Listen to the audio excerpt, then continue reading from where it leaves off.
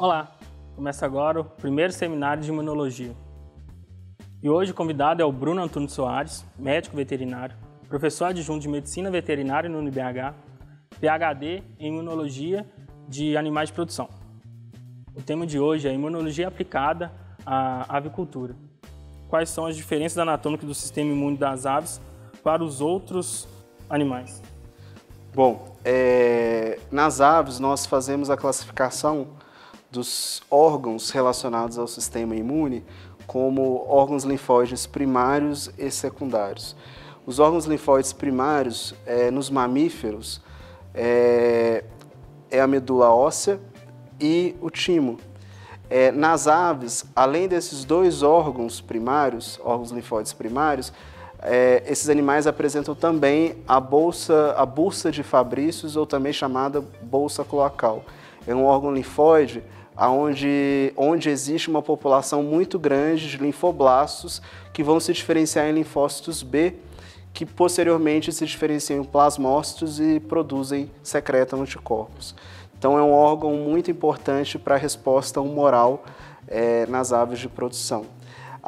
Em relação aos órgãos linfóides secundários, que são aqueles órgãos linfóides que são colonizados por células linfóides já no estado de maturação, as aves não apresentam linfonodos, igual a gente encontra nos mamíferos domésticos, mas apresentam agregados de tecido linfóide, tanto nas mucosas do trato respiratório, intestinal, urogenital, que muitas vezes é denominado de malte, assim como um tecido linfóide associado aos brônquios, que nós chamamos de Bault, e um tecido linfóide associado ao intestino, que nós chamamos de Gault. Também apresenta, próximo à junção do ceco, as tonsilas secais. E apresentam, próximo à conjuntiva ocular, uma glândula chamada glândula de Hader, que vai ser colonizada por linfócitos B, linfócitos T, e por células apresentadoras de antígenos e demais tipos celulares.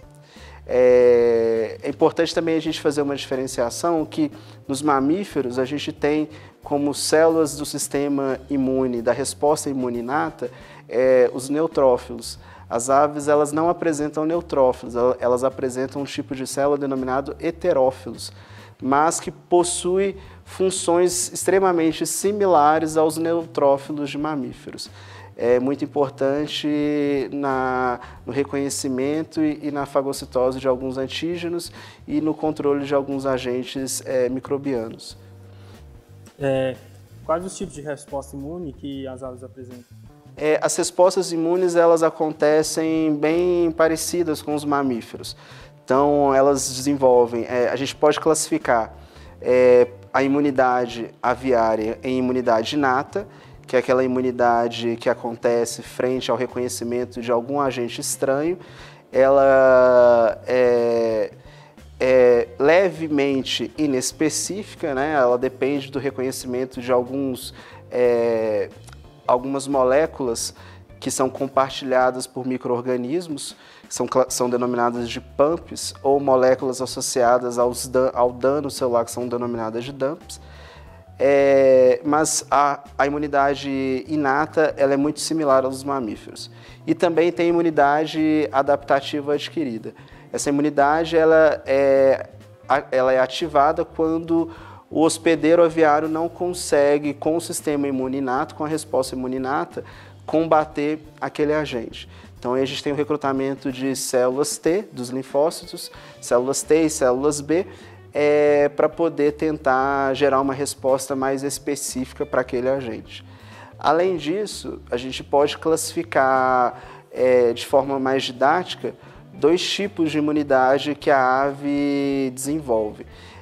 Uma delas é a imunidade ativa. Neste caso, o próprio hospedeiro aviário estimula os seus órgãos linfóides a produzir mediadores químicos, maturação de células, mobilização dessas células e desencadear uma resposta contra algum agente estranho.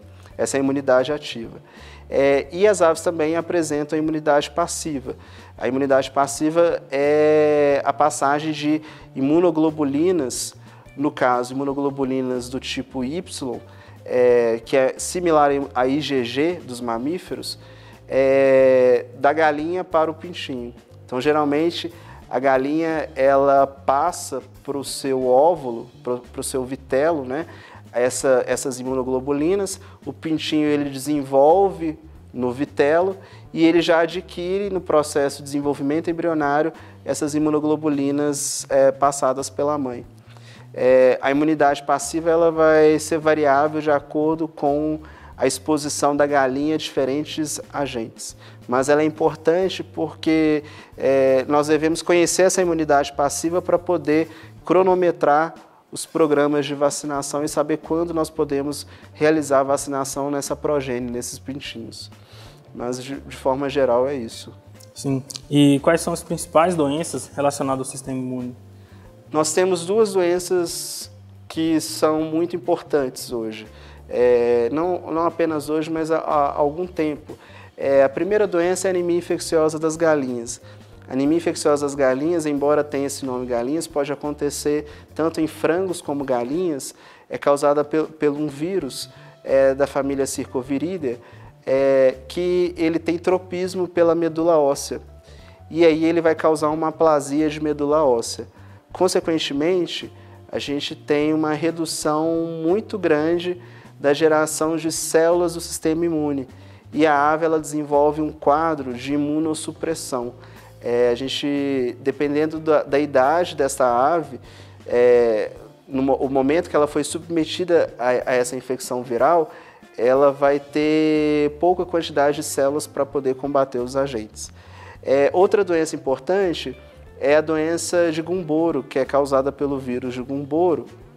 Esse vírus ele tem tropismo para os linfoblastos presentes na bolsa de Fabrícios ou bolsa cloacal.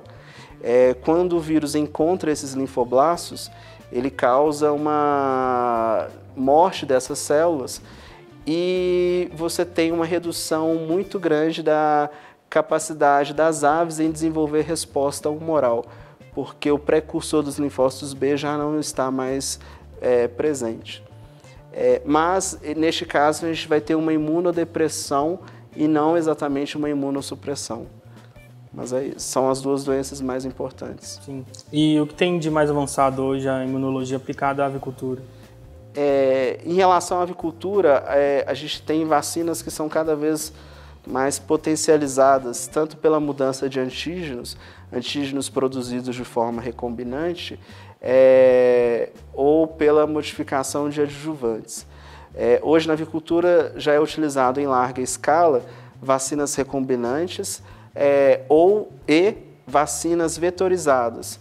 Muitas vacinas nós produzimos utilizando o pox vírus aviário e colocamos nesse pox vírus aviários genes que codificam antígenos de Gumboro, laringotraqueite, encefalomielite aviária e outras doenças.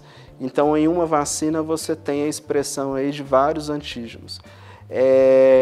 Além dessas vacinas, nós temos hoje vacinas de imunocomplexos. São vacinas em que a própria vacina já apresenta um antígeno e apresenta um anticorpo ligado a esse antígeno. Essa vacina ela é aplicada na ave e ela só vai ser apresentada para o sistema imune da ave quando a ave já não tiver mais nenhum anticorpo passivo para aquele antígeno. Após o término dessa imunidade passiva, você vai ter a liberação daquele antígeno que estava ligado ao anticorpo, a ave reconhece esse antígeno e começa a desenvolver uma resposta imune. Muitas vezes essas vacinas são utilizadas no período de incubação, desenvolvimento embrionário. E isso otimiza a aplicação, né, da vacina, porque a gente hoje tem máquinas que fazem a vacinação em ovo, antes do pintinho nascer. Com isso a gente consegue vacinar todo o lote lá de futuros pintinhos que nós teremos a campo. E não tem a necessidade depois de a gente fazer aquela aplicação individual ou massal que nem sempre consegue atingir 100% do plantel. Bruno, obrigado por contribuir com a gente com o seu conhecimento. para o nosso primeiro seminário de imunologia hoje. Pode sempre contar com a gente. Qualquer dúvida também eu estou à disposição. Beleza. Gente, até a próxima seminário de imunologia. E é isso.